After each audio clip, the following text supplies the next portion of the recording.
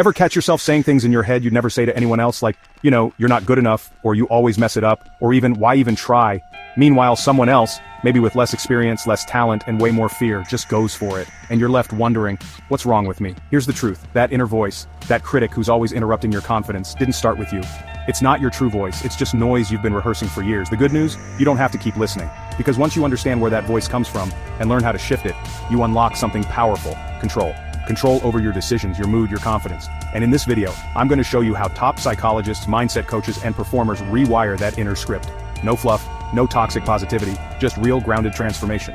And stay with me, because in a few minutes, I'm going to show you the shift that changed my inner world for good. It's subtle, but once you feel it, you can't unhear it. But first, let's call this thing out. Your inner critic isn't just mean for no reason. It was shaped piece by moments you didn't choose. It might have been a teacher who embarrassed you in class, a parent who compared you to someone else, a failure that stuck to your identity. Over time, those outside voices sneak in and become part of how you talk to yourself. That's all about the change. Let's get started. Psychologists call it introjection. It's like mental secondhand smoke. You didn't light the fire, but you're still breathing it in. And it gets worse when it hides in plain sight. That's what makes negative self-talk so damaging. It sounds like truth, even when it's not. So when you think things like, I'm just not built for this, or I always mess it up, or people don't actually like me, you're not discovering truth. You're repeating an old script. And here's where things shift. Once you start seeing those thoughts as scripts, not facts, you can stop playing the part you never agreed to.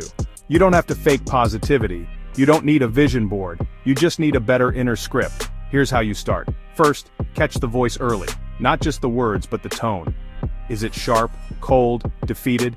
Would you let a friend speak to you that way? Probably not. And that's your first clue. That voice isn't your wisdom, it's your fear in disguise. Second, separate the I from the thought. Instead of I'm a failure, say I'm having the thought that I'm a failure. That one shift, adding distance between your identity and your thoughts, comes straight from cognitive behavioral science. And it's powerful because you stop becoming your self-talk and start observing it. Next, ask, whose voice is this really? When that inner critic pipes up, try this. Ask yourself, who does this actually sound like? You might find echoes of a parent, a coach, a bully, or even your own voice from a time you felt powerless. When you trace it back, it loses power in the present. Now, rewrite the line. Not with fake hype, but with something true.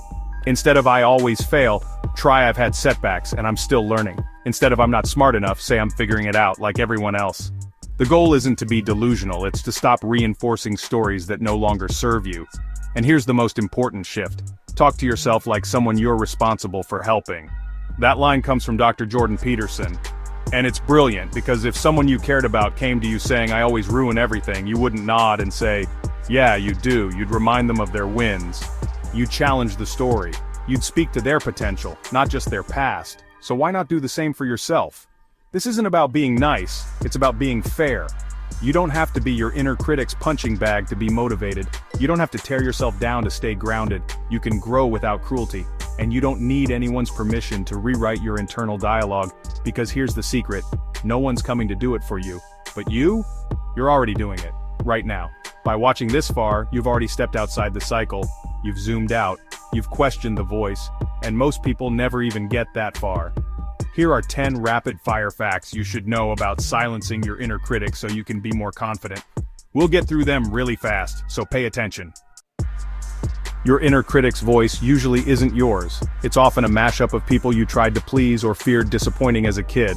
The smarter you are, the louder your critic gets. High IQ and introspection often lead to overthinking and self-doubt. Congrats, you're brilliant and mean to yourself.